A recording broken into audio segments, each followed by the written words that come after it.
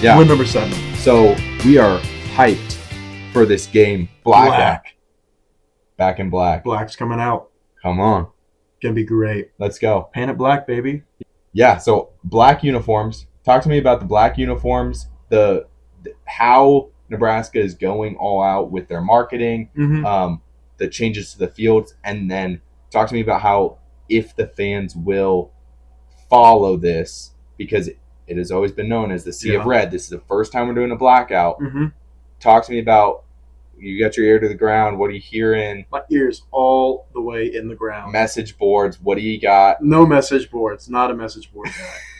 Too much. People get in trouble. What are you hearing on X? When they go on message boards. What are you hearing on X? Yeah. Just talk to me about all that. So I got some good friends inside the program telling me a lot about this right now.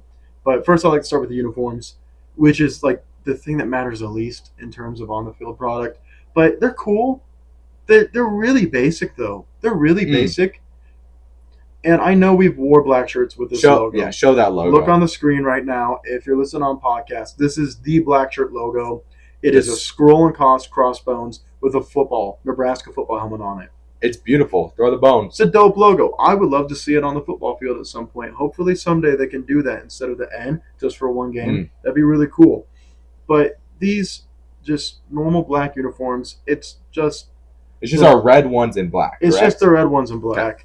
It's cool. It'll be fitting, but would have loved some, maybe the black shirt logo on the helmet. Like, I believe when I watched the locker room, Will Compton has his 51 jersey. Yes. And he has the skull and crossbones on. It's on the patches. On the patches. On the side. You can also see that on my hoodie right here. So we used to have that. We've had it a few times. Okay.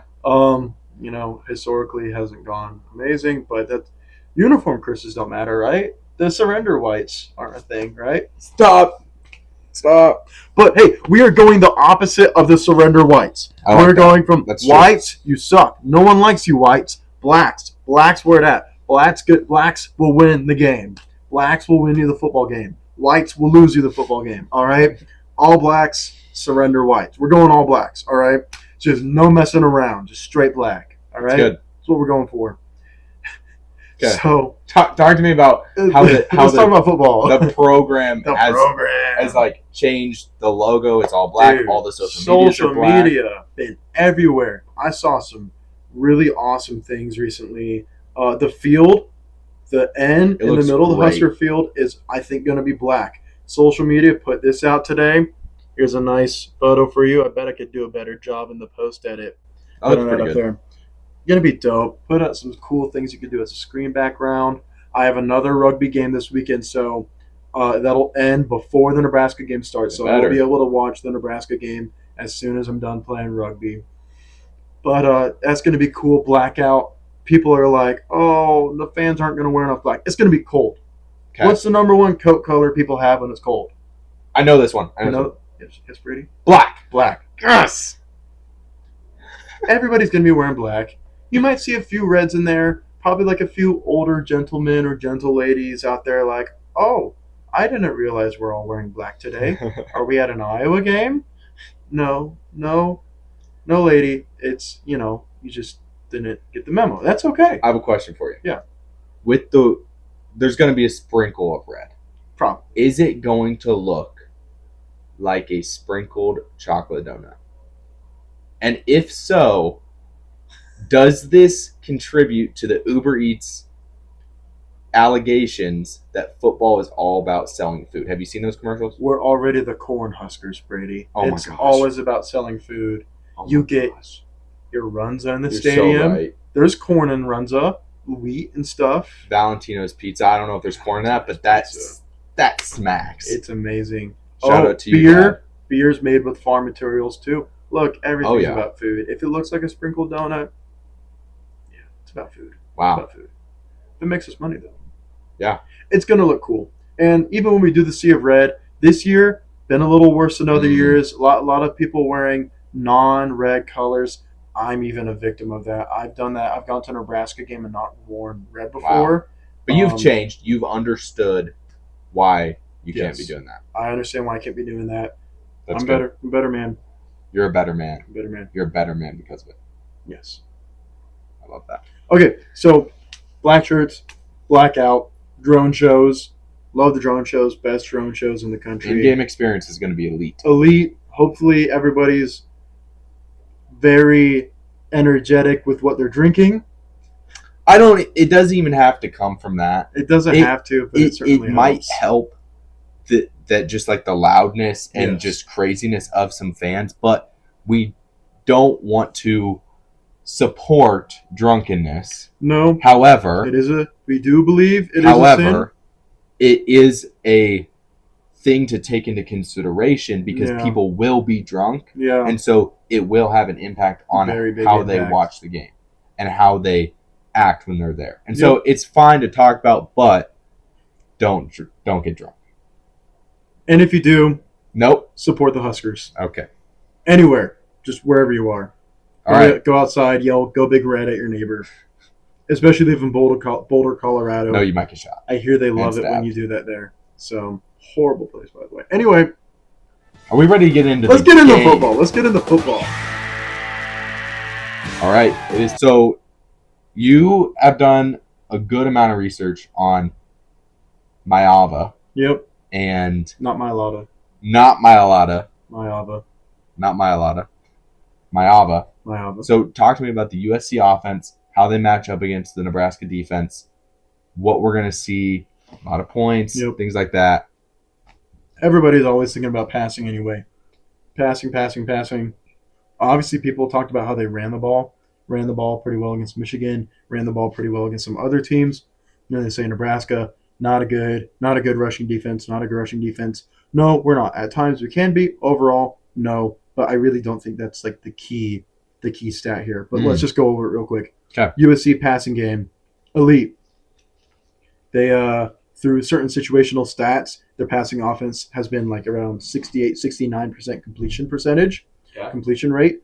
I think he's 158 of 222, something like that. Over 2,000 passing yards on the season. Really good. Over 16 touchdowns, 4 picks through 7 games. All right, so highly unlikely that he's going to turn it over, but we do have good cornerbacks. We do have a good defensive back room, so just be looking for the pick when you can get it. If he throws it to you, you have to take advantage of that. You have to get the ball because USC won't give you the ball a lot like that very much.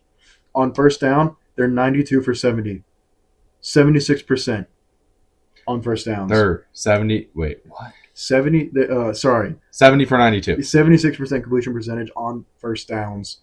Total 978 yards on first down over the season. They're a very good first down team. Okay. Very efficient, which is Lincoln Riley. Very efficient. Their offense will sustain drives. They'll avoid negative plays, and they will get good third down distance. I do not think Nebraska is going to be able to stop them from getting good third down distance because we set up everybody with good third down distance. They will sustain drives, and I do think Lincoln Riley, if he can get big explosive plays, he will do that. But honestly, he might just try and do what other teams have done, big, long drives, and that is not good for Nebraska. So the goal there is to limit their first down yardage, get them off the field as soon as possible, make them have a 3rd and 8. But their third down conversion ability, because they always got good third down situations, USC is converting a lot of third downs. According to one source I saw, they're the 81 third down attempts, 43 conversions, 53% third down conversion rate. It's pretty good. Pretty good. Not amazing, but pretty good. At home, they're around 62. On the road, they're at 43. Remember, they've had to travel a lot of time zones with Lincoln Riley. USC, very good at staying on the field in big moments, but they're not at home. So what will Nebraska do on those first few third downs? If we can get them off the field early, that just energizes, juices a stadium even more. Nothing kills a stadium vibe like having 6 third downs on a drive and giving up all of them. Then we get to the red zone. USC, just so good in the red zone this year. 36 red zone opportunities, 33 scores. That's a 91% red zone success rate. When they get in the scoring position, they're probably going to cash in, all right? Just be ready for that. USC putting up a lot of points per game, 42 points per game, really high. I think they're around 6th nationally in scoring offense. Man. It's scary. It's scary because you're thinking here as we're Nebraska fans, what are we going to do? We have to score. We have to respond. We gotta. I've said this all season since the first few games. I've said if Nebraska wants to win football this year, we need to be scoring around 30 points a game. All right. I got some matchups to look for on the field. Okay. All right. Key matchups. Nebraska, obviously, our passing defense is the strength of our team. True. Some of that's helped out by teams just trying to run through us. We saw the same thing last year, but in the opposite way. Really good rushing defense. No one was even trying to run the ball at us, so when they did, they were getting stuffed. We even did that to Ohio State. Ohio State got stuffed running to Nebraska. Passing defense wasn't great. It's completely flipped this year. Completely flipped. It's interesting. We have one of the best passing defenses in the country, but we allow very few passing yards. All right, 91 passing yards per game. We have to be careful about tempo, too. If they're going to run tempo, Nebraska hasn't seen a lot of tempo this year. How do they respond to that? They are going to run tempo, or they might? I think if they do, how do we respond to that? We haven't had tempo. Our D-line probably going to be horrible against tempo. I do look back to the Cincinnati game. They did run tempo at Nebraska. Since then, not a whole lot of teams have. But when Cincinnati did it, you saw what a mobile quarterback could do. Not going to be good. Here's the bottom line, Brady. USC's best advantage is their execution in high-leverage situations, third down, red zone, combined with very efficient, dynamic passing game that can challenge strong passing defenses like Nebraska. Nebraska has to take advantage of every single opportunity. It comes down to offense on both sides of the ball. So this will be a shootout? Is that what you're saying? I'm not saying it will be a shootout because, it's Nebraska. Okay. Anything can happen. Yeah. Anything can happen. But Nebraska's proven they can win slugfests. They can win shootouts. Yeah. All right? So take us away with Nebraska's offense. Yeah. I'm talking about Nebraska's offense. USC defense. Did a lot of scouting for this one. So start with some overall stats for their defense. Overall, they're the 68th best defense. Talking about yards, they are the 80th best defense for passing and 57th best rush defense. So you look at that and you say, okay, so their pass defense isn't as good as their rushing defense. So we should have Raiola sling the rock around because our passing offense is the 25th best and our rushing offense is the 101st. Right? So you look at that and you think that's the matchup. Absolutely not. No. It cannot be the matchup. No. Now, let me tell you why. Because you can run on them. Why? Ain't nothing but a run the dang ball. Emmett Johnson, Holgerson, listen to me. Emmett Johnson, 30 touches. 23 rushes, 7 screen passes. I'm not joking. Well, 4 screen passes, 3 checkdowns. So, I watched Illinois the Illinois O-line push the USC defense around. Yeah. Like they got pushed up the field. Okay? When I watched Michigan play against USC, they didn't get pushed up the field, but they got gaps within. Do you think our O-line is capable of doing that? That's going to be the question. Okay? Pritchett certainly stepped up. I'm going to show what is going to be able to beat them. Okay. And then the question is, can we do that? Okay. So, Michigan didn't push them up the field, but they got big gaps in their offensive line, and so they were able to hit those holes. Okay? Notre Dame took what Michigan did and brought it to a whole nother level because, they ran for, I think, close to 200 yards on USC. And it was not the running back. They have Jeremiah Love. He's great. He broke a few tackles in the big runs I saw. But most of it was just big holes opening up by the offensive line. And then offensive lineman getting to the second level, taking out a linebacker. And then Love makes one guy miss, and then he's off to the races. And he's fast. E-Money can do it. Yeah, he can do that. He has speed. He has those jump cuts that we see all the time. And so it's going to be on that O-line. This is crazy. You're – okay. Crazy. Close your eyes. Put yourself in this situation. You are down by 1 point. Hold on. Sorry, I went to Waffle House. Let me get back. Okay, get out of Waffle House, man. You are in a football stadium. Okay. You're in Memorial Stadium. Oh, beautiful. Okay. Lincoln Your- Memorial. Your team is down 1 point with 1 minute and 55 seconds left. Oh, we're losing. We're Nebraska. Okay. I'm going to tell you, this is how you beat USC on a 2-minute drill. Ready? You get the ball at your own 25-yard line. Throw a pick. Rush for 9 yards. Complete pass for 0 yards. You now have 3rd and 1 with 1:08 left. Running back rush for 8 yards. You have 1st and 10 at your own 42-yard line. 1 minute left. Step back to pass. Throw the ball. Defensive pass interference. You get 12 yards off that. You're now at the USC 46-yard line with 55 seconds left. 1st and 10. Quarterback run for 13 yards. Whoa, Dylan can run? Running back run for 6 yards. Hey, you know what? This is reminding me of a football game that's actually happened. Running back run for 0 yards. 35 seconds left. Running back run for 3 yards on 3rd and 4. Take down to 4 seconds. Okay. 41-yard field goal. Win the football game 34-32. You may open your eyes. What box score am I showing you? You're showing me Illinois versus USC. Wow. That was their last drive. I watched that live. They had 1:55 on the clock, and they threw the ball twice. Mhm. They actually only completed 1 pass, and it was Wow. for 0 yards, and they just ran the ball. Wow. Now, USC got hit against Illinois. Mm-hmm. Next week, they bounce back against Michigan, and they win. Yeah. Now, I will say, in that game, Bryce Underwood did not play well. He did not play well. No. He made poor decisions on a lot of different things. Like they were able to run the ball against USC. Mm-hmm. The first drive of the Michigan game, this is the week after we saw Illinois run against USC very well. Offensive line get a lot of push, especially on the interior. Michigan started their first drive, with 3 straight passes, and they went 3 and out. And that just kind of set the tone for the rest, because now they were down, and then they had to keep trying to come back.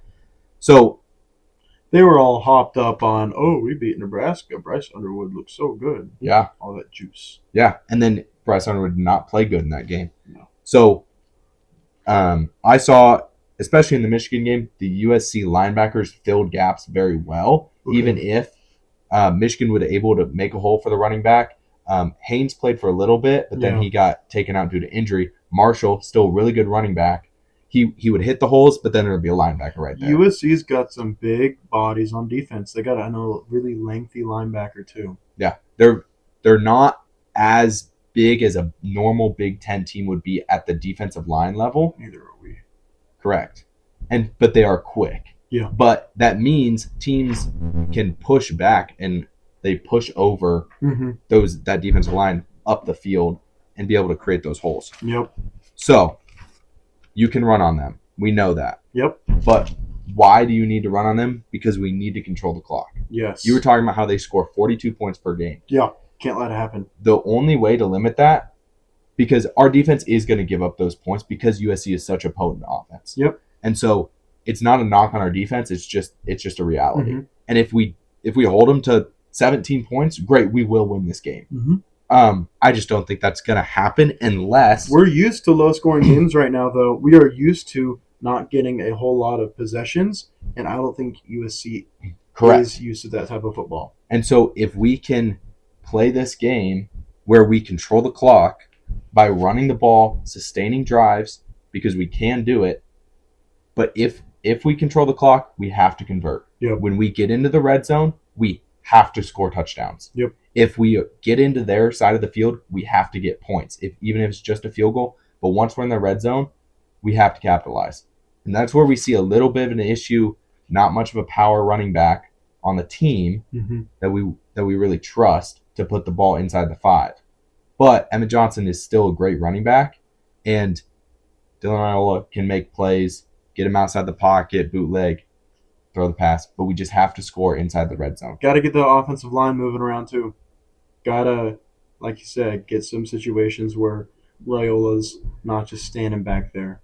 Yeah. Got to kind of have them already on the move a little bit. Yeah, I think so. And I think I saw a lot of times their cornerbacks would get beat man-to-man coverage with quick slants. Okay. And that's what we need to do. We need drag routes. Ja'Cory We need Barney? quick slants. Ja'Cory Barney, just snap.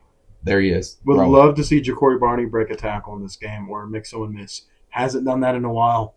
Yeah. He's been kind of dead recently.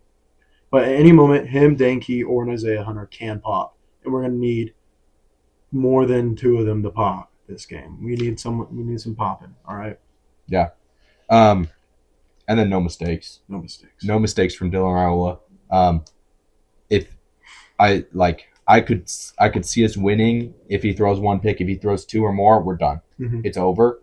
There will just not be any cause for it unless they turn the ball over right away. But that's just, we can't bank on that. No. And so we have to bank on no turnovers. Nope. We haven't really had many fumbling issues this year. No.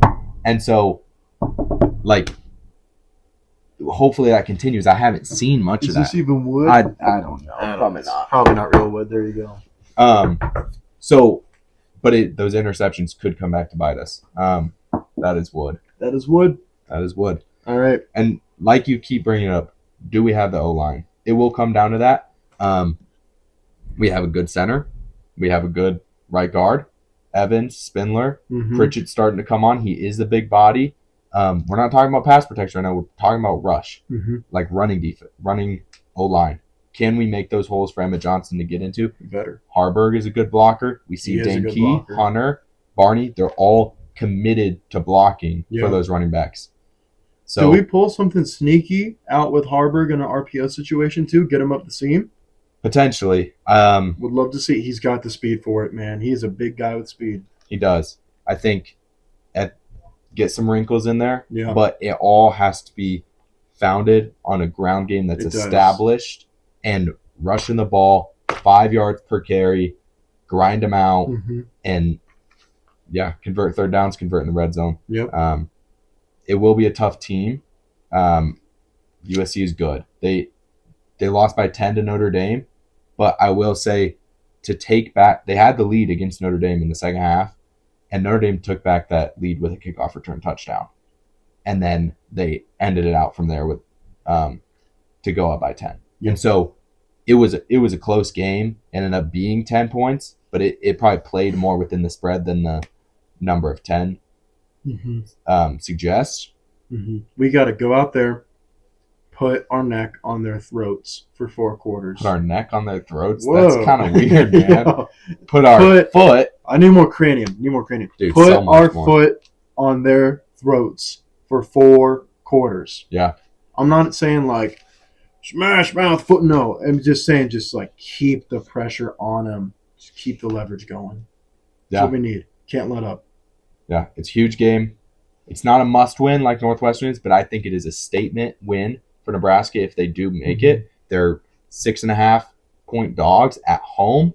They're not supposed to win this game. No. National view.